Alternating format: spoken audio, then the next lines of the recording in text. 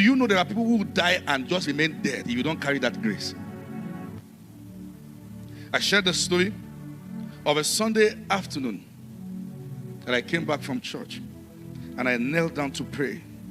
Oh, Jesus. And as I knelt down to pray, I saw a vision. And I saw one of my boys at the orphanage home. I saw a car split his head. And I switched to warfare. We canceled this. Oh, Lord. And I was praying like 25 minutes. I was still there. And my phone began to ring. And it was from the orphanage home. And they said, Pastor, wherever you are, please start running down now. What happened? Say, please, I just be coming. I got to the house. I took bike, got to the house. And I saw that my boy lying down on the floor, the skull had opened. The skull had opened. Jesus, what is this? Somebody came to greet them at the orphanage home and gave him 5 naira. And he sneaked out of the fence through an open place to buy biscuit, and he didn't check the road well. And a bus was coming. The bus did not see him until the bus was closed. The bus held the brake, but the door of the bus hit the boy on the head and splitted his skull. And I got there, and there he was. And I knelt down, and I carried that head, and I held it. Now, the reason I could have that faith to do that is because it met me praying. And I held it. We refuse for you to die. The boy's name is Francis. We refuse for you to die in the name of Jesus. And tied it round. By the grace of God, the head came together. And listen to what I'm saying. He's still alive and well. Now, I was having a conversation with the pastors yesterday. I posted a video. I saw the video quite interesting, where a top coach was counseling a young player and saying to the player that, all right, there are players that have moments, but there are players that have built themselves to be relevant in all seasons. I don't want you to be the man of the match in every game. I'm not saying you must score goals in every game, but you must build yourself to become relevant in every game. And I did not even know the background of the story. Yes, I used to watch ball at a certain point. As a matter of fact, as campus leader, I was still in the school team. It took grace to rescue me from football. The grace that can save me from football can save people from anything. My father sat me down and said, what do you want to do with your future? Is it ball? That grace is powerful. Now hear me. And he was saying to the guy, he said, I should not be the one to demand more from you. You should demand more from yourself.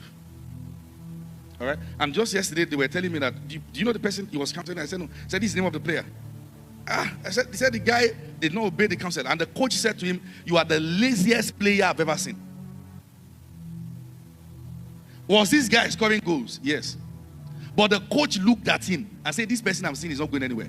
You are the laziest player I've ever seen.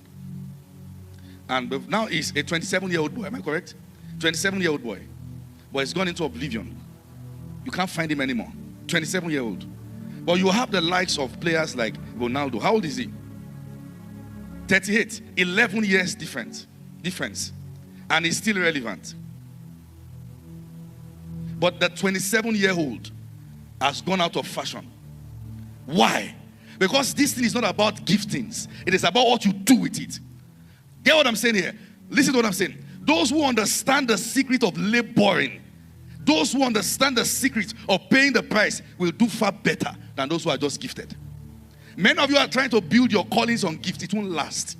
You've got to understand that the grace of God empowers you to labor, to pay. Don't just go about with oratory skills. Study. Don't just go about with the fact that when you wave your hands, they will fall. It may be happening now. But just when you exhaust that phase, the same person can be nowhere to be found.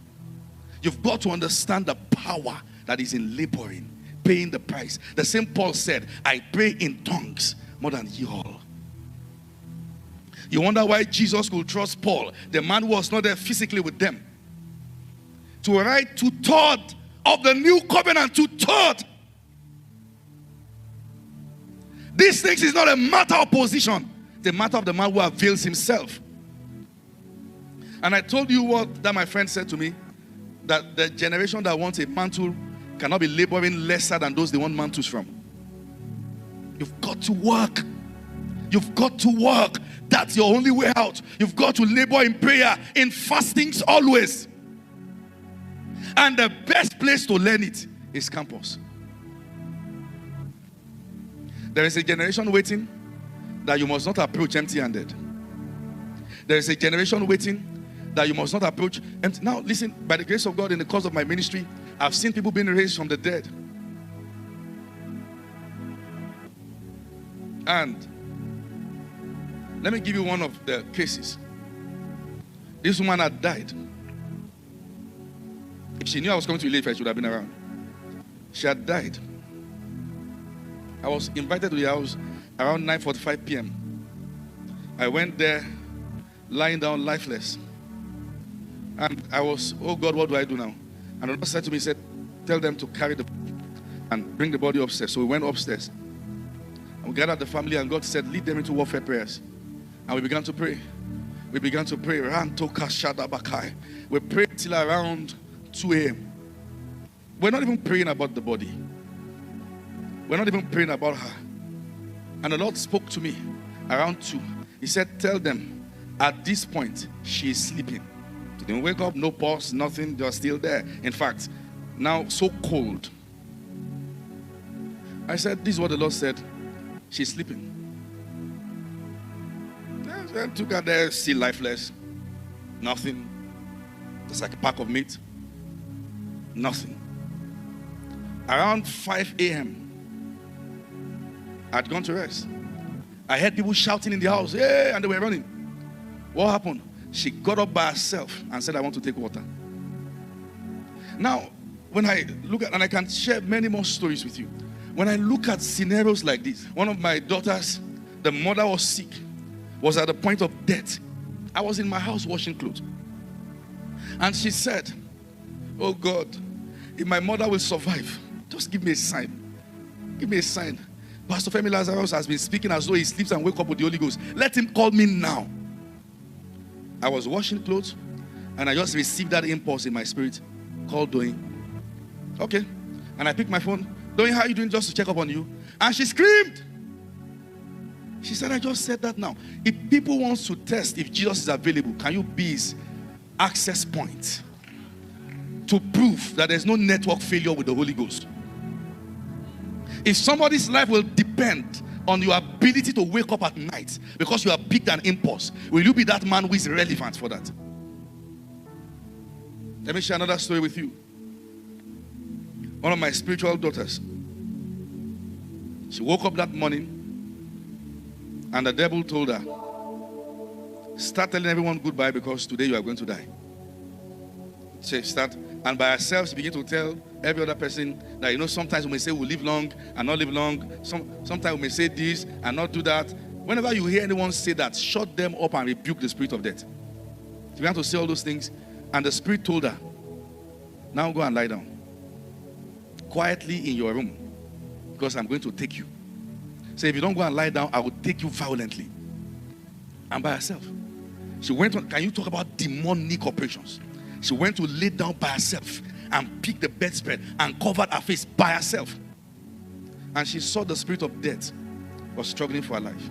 At that point, she had not matured. The only thing she could say is, I will call my pastor. I will call my pastor for you. And the spirit of death told her, even if you call him before he gets here, I would have taken you. But what they did not realize was that 10 minutes before that time, I was praying in my house and the Lord said to me, get up now and run to our house. And while they were still having that struggle, they both heard a knock on the door. I stood there knocking, nobody opened. I knew there's a body in here. Knock, knock, knock. Nobody began to shout, open this door now, open this door now. And she said, the spirit of death said, who called him? And vanished. If someone's life depends on your spiritual adjustment, will you have paid the price in alignment to hear God? Or we are just going to be a generation with empty words? God is looking for emergency systems, not emergency vessels. Men, you see, God does not want evil to take place in the life of his children. He doesn't want them to die. Some of them don't know God and all that. God wants people who can be mobile intercessors, Those who can be mobile prophetic vessels, mobile healing machine that just one touch at the supermarket, cancer is gone. Because there's no time. And you've got to carry these things. Say it loud and clear. Sweet Holy Spirit, energize me for the walk ahead.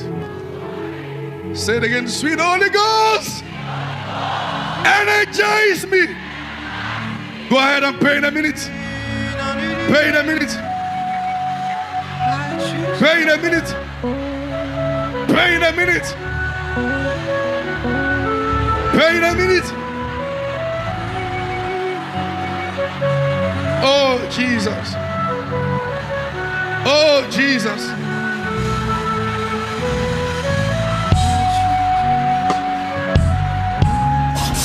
Banana huli alumba bahane alumba neteita ai paratande senefida na ai panate yele sevili aparia paria nato